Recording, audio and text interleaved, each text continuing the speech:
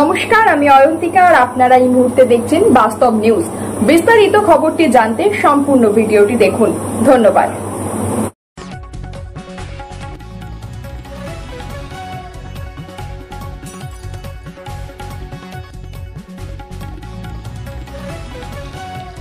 সবুজায়নের বার্তা দিতে সাইকেল নিয়ে সাইবেরিয়ার উদ্দেশ্যে পাড়ি দিলেন বাংলার উজ্জ্বল পাল।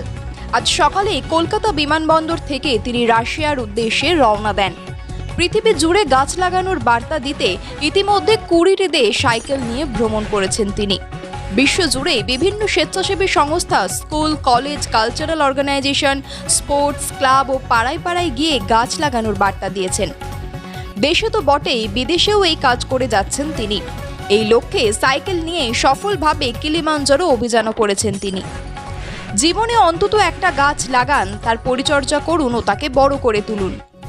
রাশিয়ার সেন্ট পিটার্সবার্গ থেকে তিনি তার যাত্রা শুরু করবেন। সাইকেল চালিয়ে রাশিয়ার রাজধানী মস্কো হয়ে কাজাকিস্তান, মঙ্গোলিয়া হয়ে জাপানে পৌঁছবেন। টোকিও থেকে আবার তিনি দেশে ফিরে আসবেন। মোট 90 দিনের তার এই সফর। তার যে লক্ষ্য, বিভিন্ন জায়গায় গিয়ে মানুষকে জড়ো করে ডেমনস্ট্রেশনের মাধ্যমে সেই বার্তা ছড়িয়ে দেন তিনি। 2011 সালে বাংলাদেশ দিয়ে শুরু হয় তার এই সফর। সোনারপুর আরোহীর সদস্যদের সাথে নিয়ে তিনি প্রথম অভিযান শুরু করেন। বীরভূমের সিউড়িতে তার বসবাস। এখানে থাকলে চাষবাস করেন। কার্যত সিদ্ধ খাবার খেয়েই কাটে তার জীবন। জৈব পদ্ধতিতে চাষ করে উদ্বৃত্ত ফসল তিনি বিক্রি করে দেন। যে টাকা পান তা দিয়ে সবুজায়নের বার্তা ছড়িয়ে দেওয়ার পাশাপাশি গাছ লাগান নানান জায়গা জুড়ে। বন দপ্তরের সহযোগিতায় বিভিন্ন জায়গা জুড়ে নানান প্রাণী উদ্ধারের কাজেও যুক্ত থাকেন তিনি। আর আপনারা সেই ছবি সরাসরি দেখছেন শুধুমাত্র বাস্তব নিউজের পর্দায়।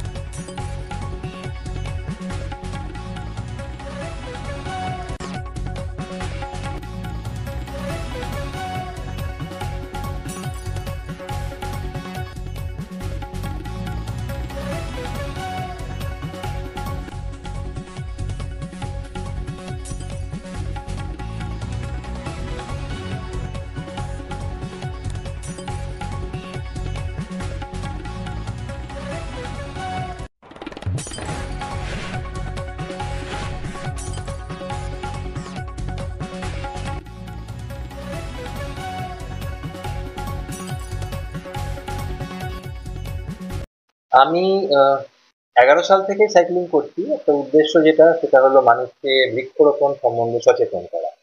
একজন মানুষ একা হিসেবে, কোনো সংগঠিত দল হিসেবে নয়, একা হিসেবে পরিবেশের জন্য কি করতে পারে, একটা গাছ লাগিয়ে তাকে বড় করে তুলতে পারে। এই বার্তাটা প্রচারের জন্যই আমার এই সাইকেল যাত্রা। এক এক করে 20টা দেশ এখন পর্যন্ত যাত্রা করে এখন চলেছি আগামীকাল 5ই জুলাই 2024 সাইবেরিয়ার উদ্দেশ্যে। শুরু হবে রাশিয়ার সেন্ট পিটার্সবার্গ থেকে সাইক্লিং। কলকাতা থেকে আমি ফ্লাইটে আমার সাইকেলকে তুলে নিয়ে গিয়ে নামবো সেন্ট পিটার্সবার্গে। ওখান থেকে মস্কো হয়ে আস্তে আস্তে পূর্ব দিকে যাত্রা। মাঝে পড়বে কাজাকস্তান, মঙ্গোলিয়া।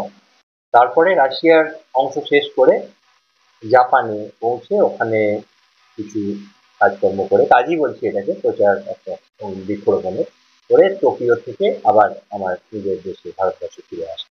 মোটামুটি 3 মাসের কাছাকাছি একটা সময় লাগবে বলে মনে হয়। এর মাঝখানে রাস্তায় যে স্কুল, কলেজ, ইউনিভার্সিটি, কোনো কালচারাল অর্গানাইজেশন, স্পোর্টস ক্লাব যে করবে, সেখানে আমার একটা 20 মিনিটের প্রেজেন্টেশন থাকে। আগে থেকে প্রস্তুতি কিছু থাকে না বা বলা থাকে না, হঠাৎ করে পৌঁছে গিয়ে অনুরোধ করি।